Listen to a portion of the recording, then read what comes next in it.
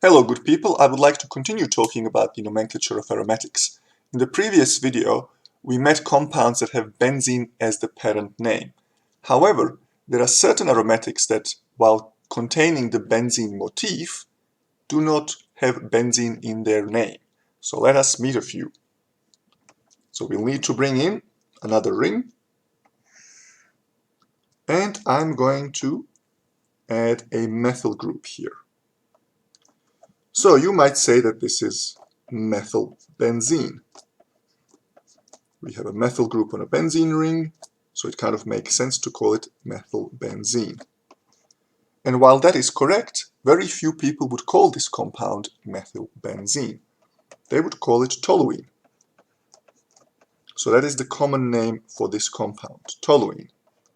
This entire motif, so benzene ring and the methyl group, represent toluene. Let's meet another one. So here's the ring, and now I'm going to add a amino group onto the benzene ring. And you might call this aminobenzene. Once again, it kind of makes sense. There is an amino group on the benzene ring, so aminobenzene. Again, correct. However, very few people will call this aminobenzene. Instead, this entire motif containing the benzene ring and the amino group is known as aniline. Let's meet a few more. So here's the benzene ring,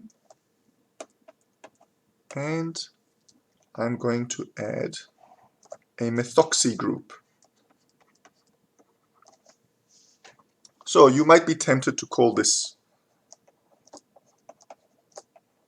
methoxy benzene.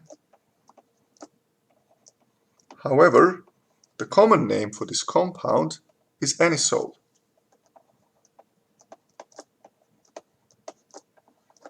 So this entire motif, the benzene ring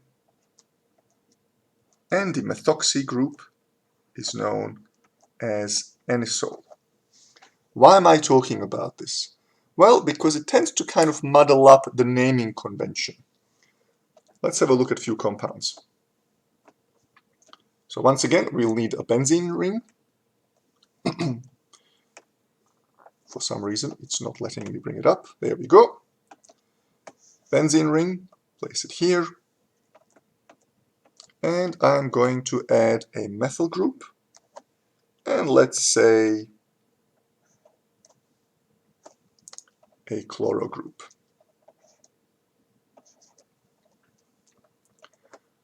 So using the standard IUPAC rules, you could call this 1, 2, 3, chloro before methyl, C before M. So you could call this 1 dash chloro 3 methylbenzene.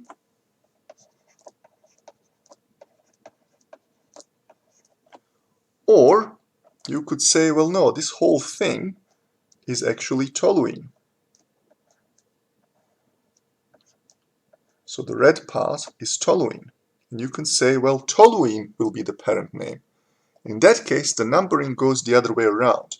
If you choose toluene as your parent name, then the carbon carrying the methyl group gets number 1. So it's 1, 2, 3. And in that case, this compound would be 3 chloro toluene. So the name indicates that the compound contains a toluene motif, which is a benzene ring with a methyl substituent, and on the third position away from the methyl group, there is a chloro group. And now to complicate things even a little bit further, recall that we can also use those letters O, M, and P to indicate a relationship between two substituent groups. So this compound could also be called O, pardon me, not O, M-chlorotoluene. What does this name tell us? Well, it's telling us that we have a toluene motif, which is a benzene with a methyl group, and in a meta position to the substituent that makes up the toluene, which is the methyl, there is a chloro substituent group as well. So this is now M-chlorotoluene. Let's look at another example.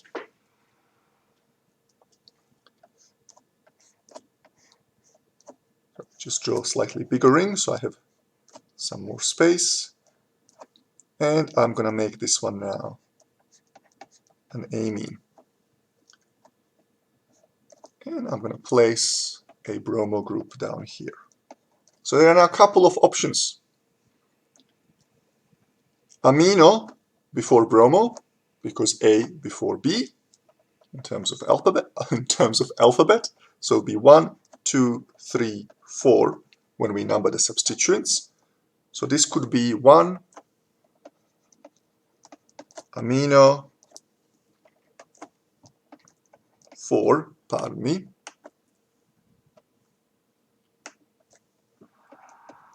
4 bromo benzene.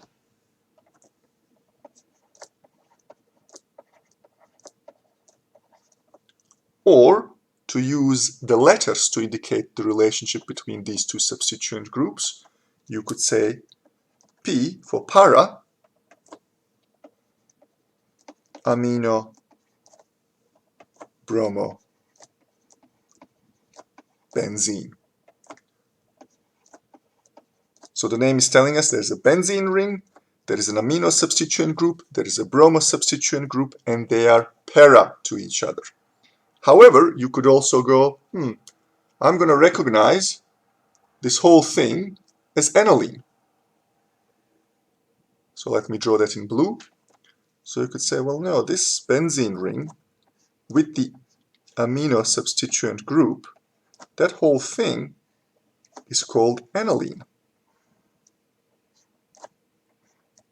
And if I do that, the numbering, in this particular case, stays the same. So you could say that this is 4 bromo aniline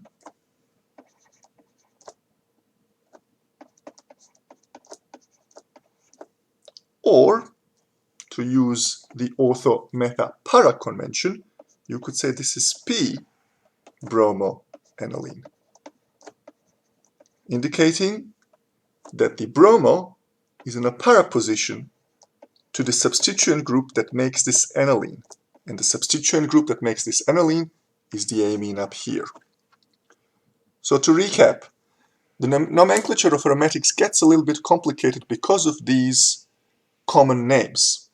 If you wish to avoid confusion, you can stick to calling everything benzene and then numbering accordingly. However, know that many people, many organic chemists might look at you strangely, because many organic chemists are comfortable with using these common names, toluene, aniline, and anisole, for example. There are others.